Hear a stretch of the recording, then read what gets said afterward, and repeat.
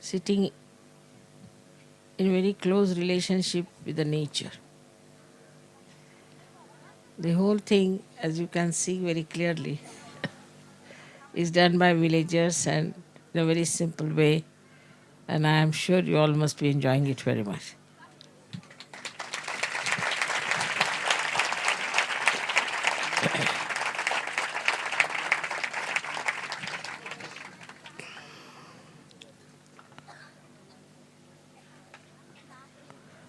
Today being the first puja in Maharashtra, we'll have to do Ganesha Pujan.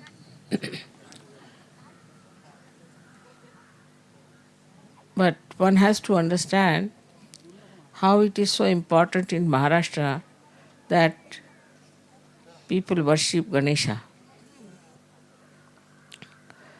As you know, there are Ashtavinayakas. 8 Ganeshas are there around this area, and this triangle of Maharashtra,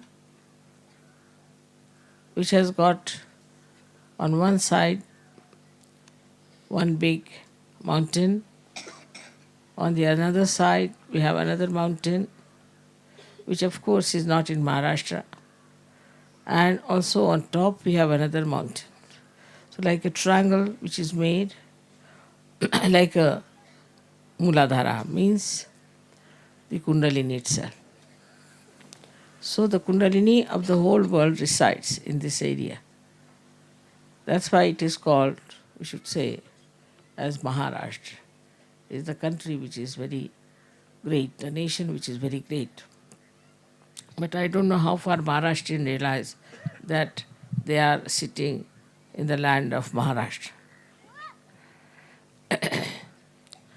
This land, which is vibrated by Sri Ganesha,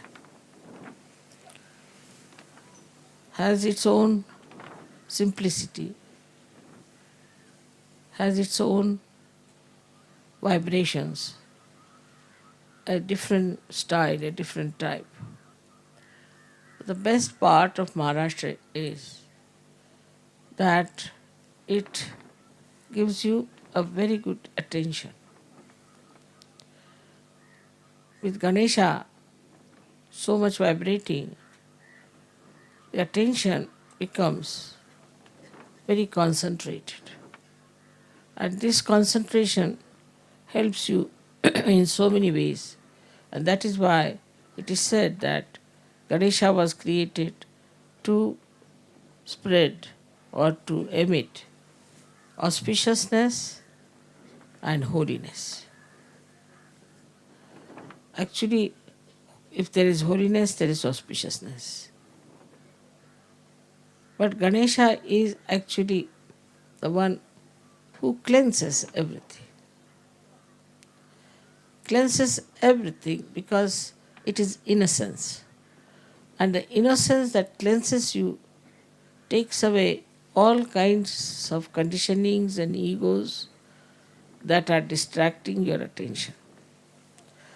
So the attention which is so wobbly otherwise in other places can settle down very well in Maharashtra because of Sri Ganesha's blessings that this country has, that people have very good attention. With that good attention, they can really do so many things, like now, for example, we can say the software, good mathematics.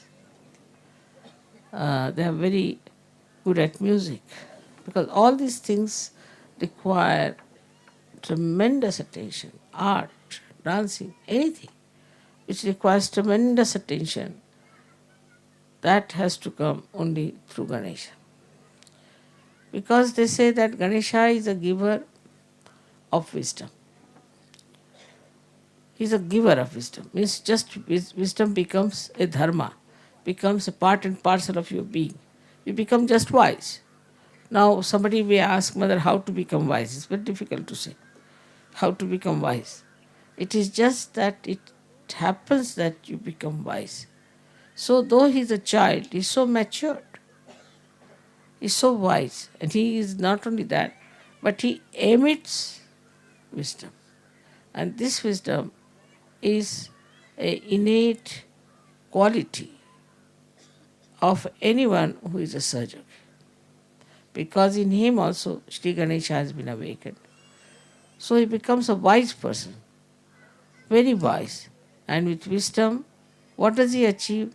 He achieves a balance, a proper ascent, and also he understands that this ascent is for his benevolence, for the benevolence of his country, benevolence of the whole world. He understands the importance of Sahaja. Without this wisdom, one cannot understand. And this wisdom is within us, just absolutely uh, innately built in. Only thing is, we have to use the storehouse of this wisdom that is within us.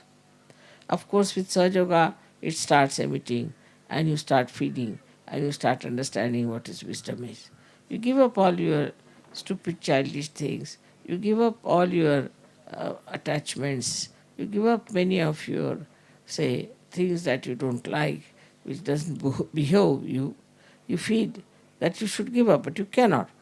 But with Sahaja Yoga, it just happens automatically, and you just see in your light what is needed, what is not needed.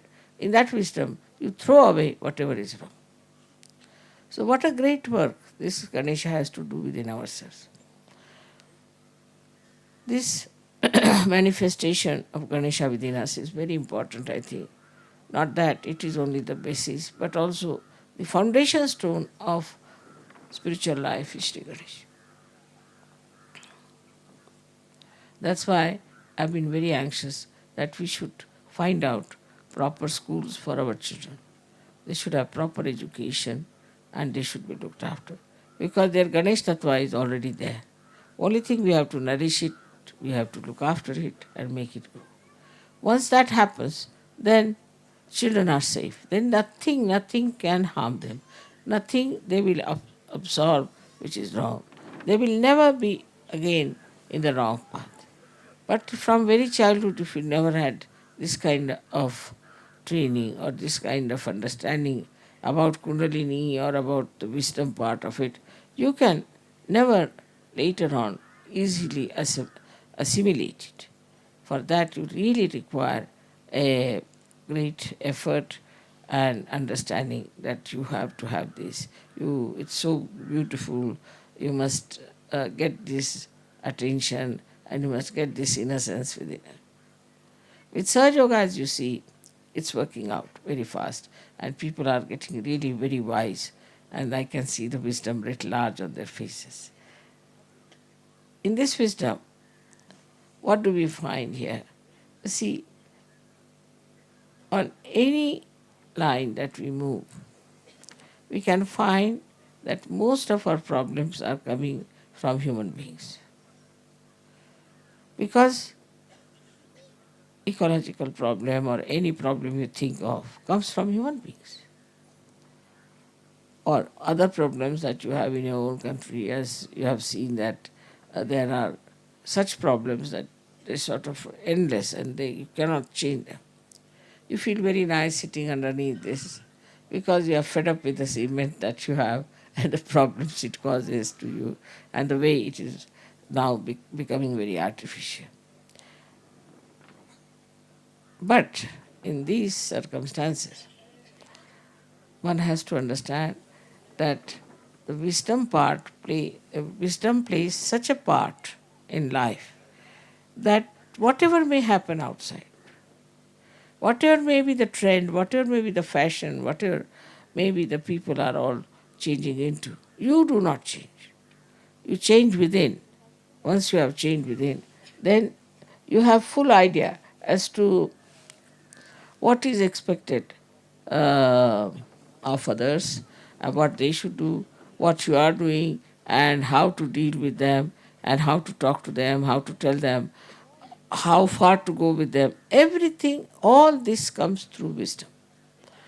In Sahaja Yoga, as you know, you are very capable people, you have achieved a lot, you know everything, know all about chakras, you know practically everything. I don't have to tell you anything.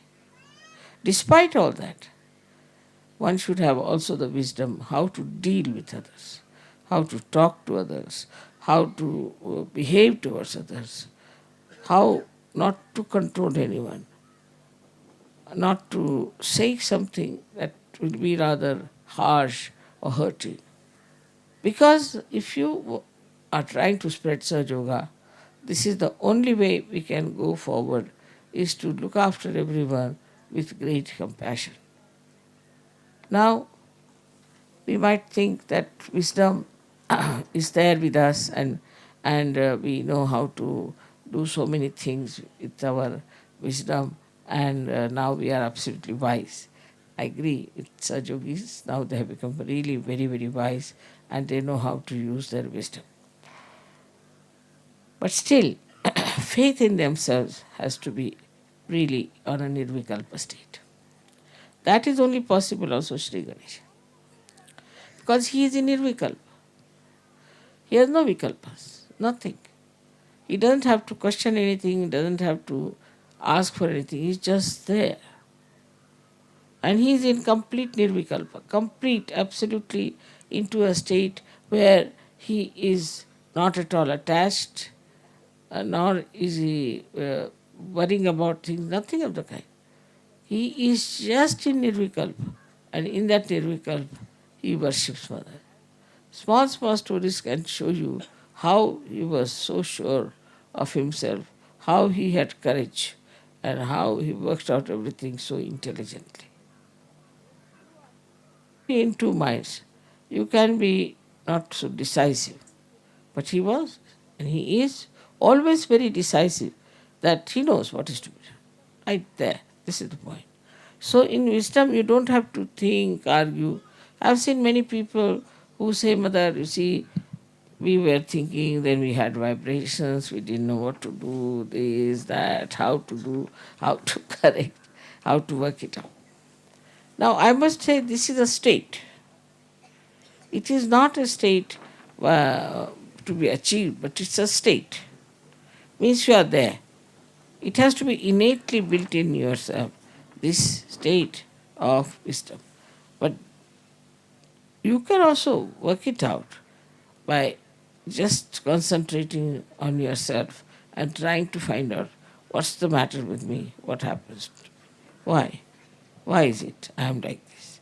The introspection can help you a lot to be extremely wise. But easier method is to worship the principle of innocence within yourself. For example, now we are dealing, supposing, with somebody who is a thief. Say, he's a thief. Now, what should you do with a thief?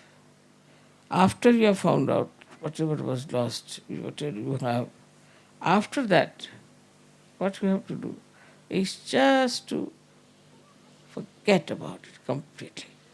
Once it is happened, then you have to just forget. Not to worry about it too much, this has happened, that has happened, and how to make this point all right, and this gentleman is not all right. Just forget it. So the wisdom is also in forgiving. That's why Christ talked about forgiveness. Just forgive. There's no sense in remembering. This person said so, this person did so, that happened so. Just forget it. And once you start forgetting all these things, you'll remember right things. And useless things you'll just forget. You don't remember who has insulted you, who has troubled you, who has been misbehaving. I don't even think about people who have gone about Sahaja Yoga, talking ill about me, saying things, this, that. It's all right. Let them say whatever they like. I am not bothered. But what bothers me more, that if they do like this, I don't know what will happen to them. That's the only wisdom part of it. That, you see, when I forgive everyone, I say, well, forgive. I have nothing to say. But then also a thought comes in that if they are doing like this, then what's going to happen to them? They are doing this to someone who is so good, so religious, so highly placed in spiritual life. Then you can't play about. But somebody is playing. Then what you have to do is to really forgive. Because one thing is built in Sahaja Yoga, that who try to trouble you, they will be in trouble also. So try to forgive, at least you soothe him down. All right, I forgive you. So soothe him down. Like this kind of a wisdom we should have. Not to get after people, not to pester someone, not to be very strict, not to be very sort of, I should say, pursue the matter.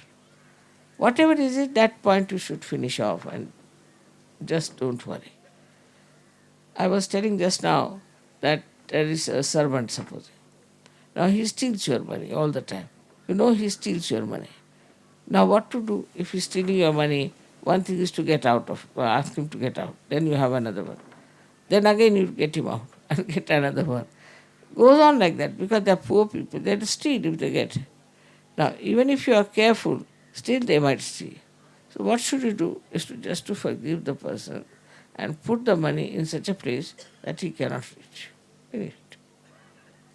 As simple as this. You should just find